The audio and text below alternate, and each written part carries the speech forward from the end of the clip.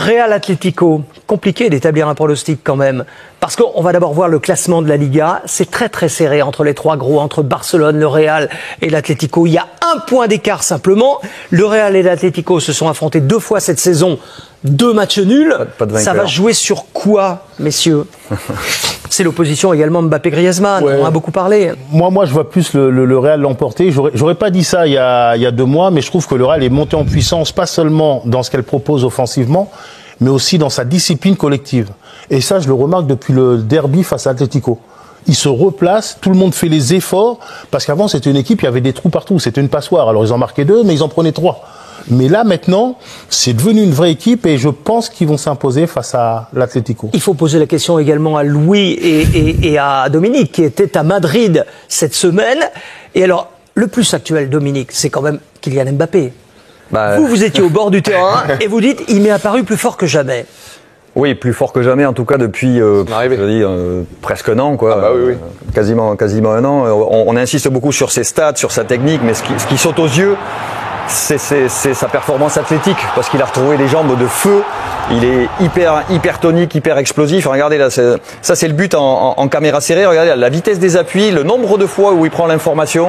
Et dans le duel avec Diaz, c'est lui qui fait chuter son adversaire. Voilà, il a retrouvé de la confiance, des jambes. Voilà, il passe devant. À chaque fois, il arrive à se retrouver à 2 mètres du défenseur, à prendre ses distances. Et puis il attaque la profondeur. Il n'a pas peur d'y aller. Là, il a 2-3 mètres de retard. Et regardez, boum, un coup de rein. Ça, il le faisait plus. Une accélération, ça, c'est des choses qu'on ne voyait plus, qui ne passaient plus, même s'il essayait de les tenter. Donc vraiment, il a retrouvé des jambes de feu. Ça, c'est un de ses 3 buts de la soirée. On retrouve toute sa fluidité et sa vitesse gestuelle. On vous a tout mis à vitesse normale pour que bien prendre conscience de cette rapidité gestuelle qu'il a retrouvée. Et il force moins son jeu maintenant. Comme ça va mieux, contrairement au début de la saison, il simplifie son jeu, il fait des choses plus simples, plus naturelles. Et il retrouve ces gestes qui ont fait son efficacité. Regardez comme ça va vite, tous ces appuis là. Cette caméra isolée à vitesse réelle sur le 2e but est impressionnante. Et puis le débat aussi à Madrid, c'était son comportement défensif. Il n'a pas rechigné dans ce match-là, comme ses collègues de l'attaque. On l'a vu revenir dans le groupe et parfois faire un petit coup de pression comme ça sur les centraux. Alors évidemment, ça sera jamais son point fort. Mais voilà, il a retrouvé un niveau athlétique qui lui permet d'exprimer toutes ses qualités. Geoffroy Garretier, qui est souvent sur le plateau de Jour de Foot, nous dit qu'il est plus neuf que jamais. Il continue de dézonner ou pas? Ou vraiment maintenant c'est devenu un vrai neuf? Alors, on a regardé tout à l'heure sa touch map sur ce match-là. Il se balade un petit peu partout, essentiellement dans la moitié entre l'axe et le côté gauche. Mais voilà, je pense aussi que la complicité avec les autres attaquants et notamment avec Vinicius s'est développée, ce qui leur permet d'occuper les zones de manière juste en regardant où est placé l'autre et de se répartir les zones du terrain. Non, mais ce qui est important, ce que vous avez dit, c'est que dans sa tête et dans la tête de l'entraîneur, qu'il se balade un peu partout, c'est lui le 9 référent en fait. Il est adoubé par tout le monde. C'est pas le boss, mais je sais pas, c'est le boss, je le souhaite, mais c'est le 9 référent. Souvenez-vous des déclarations d'Ancelotti, après qu'il ait marqué 2-3 buts, il a dit, mais il fait exprès Ancelotti. Il dit que Kylian se déplace très bien, comme un très bon avant-centre, mieux que sur le côté gauche, parce qu'il sait que l'axe c'est pour Kylian et le côté gauche c'est pour Vinicius. Même s'il permute beaucoup, l'avant-centre référent qui doit marquer des buts, c'est Kylian Mbappé, et lui, il a accepté, il essaie plus de faire du Neymar, Kylian Mbappé. Il s'est remis aussi, c'est la base, mais à travailler beaucoup à l'entraînement. Et ce qu'il faisait quand même beaucoup moins, et ça, c'est un secret de Polichinelle dans son entourage sur ces derniers mois et ces dernières semaines. D'où le physique dont parlait bien sûr. Ça joue quand vous bossez, quand vous travaillez. De toute façon, s'il n'y a pas de base athlétique, vous pouvez rien faire. Exactement. Real Atlético, on a très envie de le voir. Là encore, ce 8e de finale, ce sera une revanche, est devenu un classique de la Ligue des Champions. C'est la 5e fois que les deux équipes s'affronteront. Regardez, 2 finales. Léger avantage. À chaque fois, avantage Real Madrid. Oui. Donc là. Je ne sais pas si psychologiquement, Dom, on parlait beaucoup du traumatisme du PSG après la remontada, etc. Je suis pas sûr que ce soit un élément de comparaison parce que on a regardé, il n'y a pas beaucoup de joueurs qui restent de cette époque-là du côté du Real. Il y a que Modric et Carvajal, et du côté de l'Atlético, il y a Oblak, Griezmann, Koke et Jiménez, et le Cholo Simeone sur le banc. Il y a le PSG, mais il y a ce Liverpool actuel également. Les chiffres, d'abord, Liverpool qui reste sur une victoire sur les 4 derniers matchs, et Liverpool qui prend des buts, une victoire, 2 nuls, une défaite, et qui prend des buts, on l'a vu cette semaine, contre Aston Villa, Liverpool a concédé le nul, 2 buts partout, après en avoir pris un contre Wolverhampton, après en avoir pris 2 la semaine précédente contre Everton. Si vous allez Paris aussi encaisse des buts, beaucoup, à part contre Brest, mais... Oui, mais cette équipe de Liverpool donnait l'impression d'être solide, d'être un rock, et là, il y a quelques faiblesses, même si Salah est toujours là, et il y a ses individualités qui font la différence. Salah qui brille énormément cette saison, mais pas tant que ça en Ligue des Champions. Il a marqué que 3 fois, donc ça compte. Mais après, c'est vrai qu'il y a cette équipe, elle a été très brillante, très vite. Et peut-être trop, l'exemple qu'on prend tout le temps, c'est le Real qui parfois tâtonne un peu sur la première partie de saison et puis monte en puissance après quand ça commence à compter. Est-ce que Liverpool est en train de revivre ce qu'ils ont vécu la saison dernière, c'est-à-dire d'être premier à mi-saison, où tout se passe bien, et ensuite, avec la pression, avec la fatigue, Liverpool a joué déjà 5 matchs de plus que le PSG cette saison. Donc ça comptera dans l'opposition. Sans avoir beaucoup recruté. Et la pression est énorme. Et je pense qu'il y a une forme aussi de déception chez eux. Ils ont fini premier de la saison régulière, tout ça pour se prendre le PSG derrière. C'est pas un cadeau quand même. Non, mais je pense qu'il y a un certain relâchement parce qu'on fait un tel début de saison qu'on peut pas être toujours à ce rythme-là. On savait qu'à un moment, ils auraient un coup de moins bien, cette équipe de Liverpool. Mais elle ne perd pas en même temps. Oui, c'est ce que je veux dire. Malgré leur coup de moins bien, je trouve qu'ils s'en sortent bien et tous les voyants sont encore au vert de leur côté.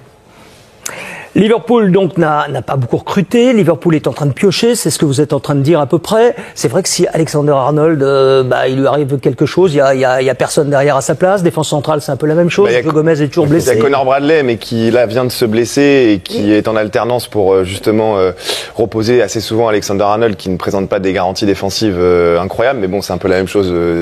Avec Nuno Mendes par exemple, moi j'ai hâte de voir Nuno Mendes face à Mohamed Salah sur une double confrontation. C'est vrai que c'est un jeu très énergivore aussi, ce que demande Arne Slot, qu'ils l'ont formidablement bien fait sur les 6 premiers mois de la saison. Mais je pense que c'est un passage à vide que beaucoup d'équipes peuvent avoir. Le contraste avec Paris, c'est que Paris c'est l'inverse. C'est plutôt en ce moment une montée en puissance sur un jeu qui aussi est très énergivore. Est-ce que Liverpool, je sais que vous avez revu les matchs de Liverpool, vous suivez la Première Ligue tous les week-ends avec Lucas Puel, vous avez regardé tout ça. Est-ce que ça reste la meilleure équipe du monde? Force et faiblesse, palette à l'appui. Ouais, moi je pense que j'ai trouvé ceux qui m'ont fait la plus grosse impression, je l'ai dit peut-être un peu tôt, c'est eux et le Barça sur sa grosse période, et maintenant je mets le Real. Mais ces derniers temps, ça vient appuyer un peu ce que l'on disait. Ils défendent un peu moins fort, ils sont un peu moins intenses. D'où le but d'Aston Villa. D'où le but d'Aston Villa, mais ça c'est des choses ponctuelles. C'est ce que l'on voit sur les derniers matchs. Regardez, on est moins près du porteur du ballon, on pense que c'est le coéquipier qui va faire l'effort pour défendre. On est un peu spectateur, mais je pense qu'il a dû appuyer là-dessus, Arne Slot. C'est pas là-dessus que le PSG doit compter pour aller mettre en difficulté. Ça, regardez, là aussi, c'est des attitudes individuelles qu'il n'avait pas en début de saison. Fin de frappe, on élimine 2 joueurs. C'est-à-dire qu'on n'a plus l'attitude des morts de faim, on va dire. Parce qu'ils ont fait l'écart, parce qu'ils sont en avance, parce qu'ils se sentent bien. Voilà, on défend plus trop, on s'aligne un peu avec beaucoup de risques. Mais heureusement, il n'y a pas trop de conséquences parce qu'ils ont quand même de la marge. Mais par contre, ce qu'ils font bien, j'appelle pas ça un pressing, c'est un bon positionnement des uns et des autres pour forcer l'adversaire à la faute. Ça, ils le font très bien, mais ils le font moins souvent qu'avec Klopp, mais ils le font toujours très bien. Mais le point le plus important sur lequel qui fait vraiment leur jeu pour moi, c'est à la récupération. Ils vous aspirent et en 3-4 passes, ils sont capables, parce qu'ils ont des joueurs qui courent, des joueurs qui vont très vite, de vous éliminer et de se retrouver en nombre. Parce que là, regardez, ils sont 1, 2, 3, 4 dans la surface. Donc, il y a des situations, des solutions un peu partout pour le porteur. C'est une équipe qui défend en ce moment moins bien, mais je pense qu'elle va rectifier ça contre Paris. Mais la chose importante, c'est que elle fait pas toujours le pressing. Des fois, elle reste dans sa moitié de terrain, elle vous aspire un peu. Et quand elle sent que vous vous déployez et qu'elle prend le ballon, tac, tac, tac, tac, 3 passes. On va beaucoup en parler dans les 10 jours qui viennent, forcément. Juste en un mot, meilleure équipe du monde actuellement ou pas? Sans débattre. Parmi, dans le top 3, quoi. Dans le top 3. Pareil, top 3. Top 3. Top 3, oui, aussi. Top 3. Prendre de risques. Et je pense que Liverpool n'est pas très content non plus d'avoir tiré le Paris Saint-Germain. Oui. Regardez, réaction d'Arne Slot, l'entraîneur de Liverpool. Comme nous, le PSG est en tête de son championnat et jouit d'une longue série d'invincibilité. Cela nous dit tout ce qu'il faut savoir sur le défi qui nous attend. Un œil maintenant sur le calendrier des deux équipes, parce que ce Liverpool, il va arriver très très vite. Le 5 mars, match aller, et il va falloir gérer ce calendrier. Le Paris Saint-Germain, d'abord Lyon. Bon, le Stade Briochin. Alors Lille peut-être, parce que Lille a demandé ce soir à reporter le match. Tout à fait. C'est vrai que Lille joue également en Ligue des Champions Qui avait été fait, avant Liverpool. Qui avait été fait par la Ligue la saison dernière de ménager les Européens. Donc on espère que ce sera encore le cas. Et le calendrier de Liverpool, ça va être du costaud, mais Liverpool a quand même un avantage, c'est que Liverpool ne jouera pas le week-end qui précède le match contre le Paris Saint-Germain parce que Liverpool est éliminé de la Cup. Oui. Donc c'est un avantage quand même. Une semaine entière pour préparer la partie. Sans manquer de respect à nos équipes de Ligue 1, ce qui change aussi, c'est que Liverpool, chaque week-end, il joue des grosses équipes. Alors là, on a vu les images sur la palette, c'était quand même Aston Villa qui est encore en lice en Ligue des Champions. Donc c'est pas le même quotidien. Et la preuve en est, c'est ce week-end, hein, dimanche, 17h30 sur Canal. Petit match. Manchester City contre Liverpool, sacré match. Un mot sur